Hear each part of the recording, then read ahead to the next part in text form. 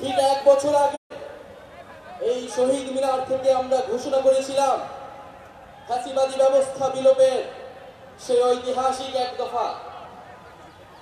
এই ঐতিহাসিক এক দফা কোনো ব্যক্তির পক্ষ থেকে নয়, কোনো দলের পক্ষ থেকে নয়, কোনো সংগঠনের পক্ষ থেকে ঘোষণা করা হয়।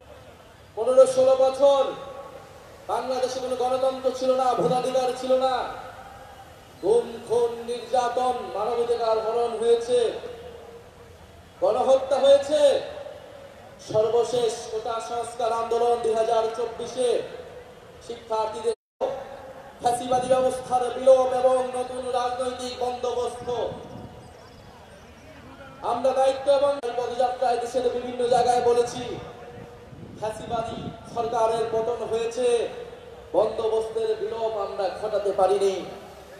আজকে 1 বছর পরে এসে আমরা আমাদের সেই সীমাবদ্ধতার কথা, আমাদের ব্যর্থতার কথাও আপনাদেরকে বলতে এসেছি। আমরা পারিনি সেই পুরনো সংবিধানকে বাতিল করে একটি নতুন সংবিধান তৈরি করতে। আমরা পারিনি যে ফ্যাসিবাদী বন্দোবস্তের যে ক্ষমতার স্তম্ভ ছিল, যেই দুর্নীতি পরায়ণ অলিগার্ক ব্যবসায়ী ছিল, যেই লুটেরা অর্থনীতি ছিল, সেই অর্থনীতিকে ভেঙে দিতে। আমরা পারি নাই যেই ফ্যাসিবাদী ব্যবস্থার যে সাংস্কৃতিক ভিত্তি ছিল, গণমাধ্যম থেকে শুরু করে বিভিন্ন জায়গায় যে স্বৈরাচারের দোসররা ছিল তাদেরকে সম্পূর্ণভাবে পরাজিত করতে। আমরা পারি নাই সেনাবাহিনী সহ প্রশাসনকে জনগণের প্রতিষ্ঠান হিসেবে গড়ে তুলতে। আমরা আমাদের ব্যর্থতার কথা স্বীকার করেই আজকে আবার ওই শহীদ মিনারে সমাবেত হয়েছি আমাদের ভবিষ্যৎ কর্মসূচি নির্ধারণ করতে, আমাদের ভবিষ্যৎ বাংলাদেশের জন্য শপথ নিতে। সংগ্রামী সাথী ও বন্ধুগণ, বিগত 1 বছর আগে এক দফার ঘোষণায় আমাদের সাথে হয়তো অনেক পক্ষ ছিল, আজকে যারা নেই, আমরা আজকের দিনে তাদেরকে স্মরণ করছি।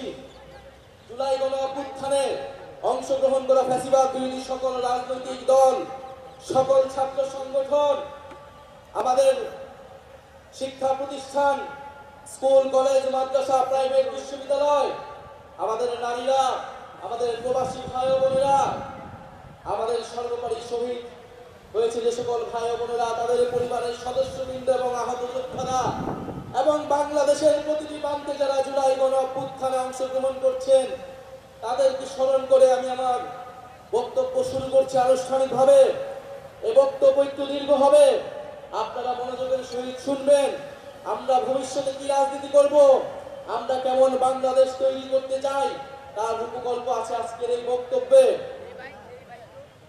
বিসমিল্লাহির রহমানির রহিম।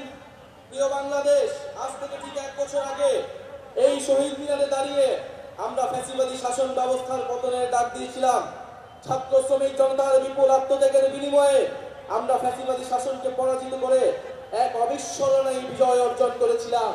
আমাদের সুস্পষ্ট এক দফা দাবি ছিল, আমরা ফ্যাসিবাদী ব্যবস্থার বিলোপ করে এক নতুন রাজনৈতিক বন্দোবস্ত করতে চাই।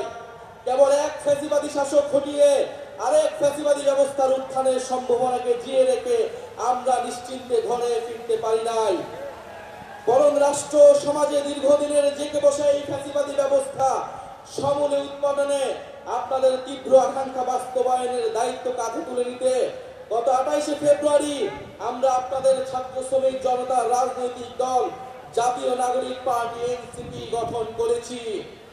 গত 1 বছরে আপনারা লক্ষ্য করেছেন যে রাষ্ট্রের মৌলিক ও কাঠামোগত সংস্কারে বিভিন্ন শক্তিশালী পক্ষের বিরোধিতার মুখেও এনসিপি আপনাদের পক্ষ থেকে মৌলিক সংস্কারের পক্ষে সুদৃঢ় অবস্থান নিয়েছে।